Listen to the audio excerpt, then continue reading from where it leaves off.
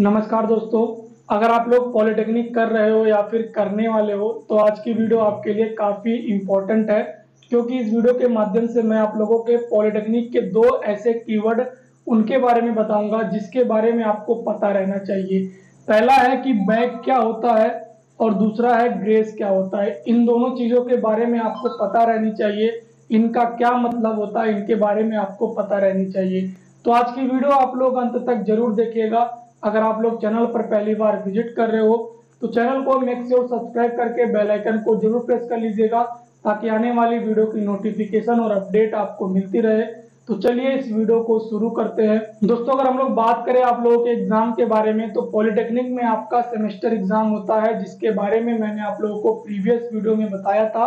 और जैसे ही आप लोगों का सेमेस्टर एग्जाम की हम लोग बात करते हैं तो कई बार क्या होता है, सेमेस्टर एग्जाम होने पर आप सभी लोग एक या दो सब्जेक्ट में फेल हो जाते हो। तो उसमें क्या होता है कि जो आप सब्जेक्ट में फेल हो रहे हो उसको हम ये कहेंगे कि आपका उस सब्जेक्ट में बैक लग गया, यानी कि आप लोग उस सब्जेक्ट में फेल। अगर कोई कहता है कि मेरा अप्लाइड मैथमेटिक्स में बैक लगा है, यानी कि उसने जो एग्जाम दिया है अप्लाइड मैथमेटिक्स का उसमें वो फेल हो गया है। अगर उसमें उसके 30 नंबर आने चाहिए थे और उसके 27 नंबर हैं तो वो क्या है, फेल हो चुका है, यानी कि उसका अप्लाइड मैथमेटिक्स में बैक लग गया है। तो अगर आप पॉलिटेक्निक में या फिर इंजीनियरिंग में या फिर कहीं पे किसी सब्जेक्ट में फेल होते हो तो आपको वो कहा जाएगा कि आपका उस सब्जेक्ट में बैक लग गया है। दूसरा कीवर्ड आता है ग्रेस। ग्रेस एक तरीके से क्या होता है, आपका मार्क्स होता है, जिसे हम लोग अगर समझे तो ये होता है ग्रेस मार्क्स। यानी कि जो आपको एग्जामिनर के द्वारा या फिर सिस्टम में, यानी कि अगर आप लोग पॉलिटेक्निक कर रहे हो तो सिस्टम के द्वारा आपको जो नंबर दिया जा रहा है वो ग्रेस मार्क्स होता है। कई बार क्या होता है, एग्जाम में आपके 50 में से 17 नंबर पासिंग मार्क्स है, लेकिन जो आप लोगों ने एग्जाम दिया उसमें आपके 15 नंबर ही आ रहे हैं। तो क्या होता है कि आपको ग्रेस मार्क्स देके आपको 17 नंबर कर दिया जाता है और आपको पास कर दिया जाता है।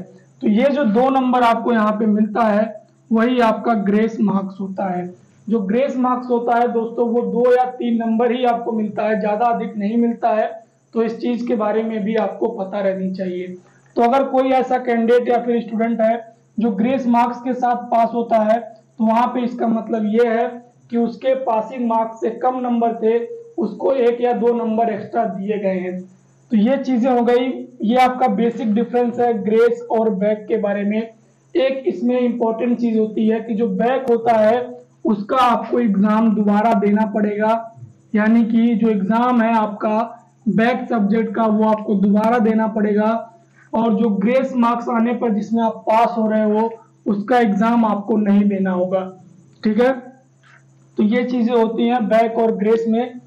उम्मीद है आपको ये चीजें समझ में आ गई होगी। अगर आपका इससे रिलेटेड कोई और डाउट है तो नीचे कमेंट सेक्शन में जरूर पूछेगा। आपको ये इन्फॉर्मेशन कैसी लगी हमें कमेंट सेक्शन में जरूर बताइएगा।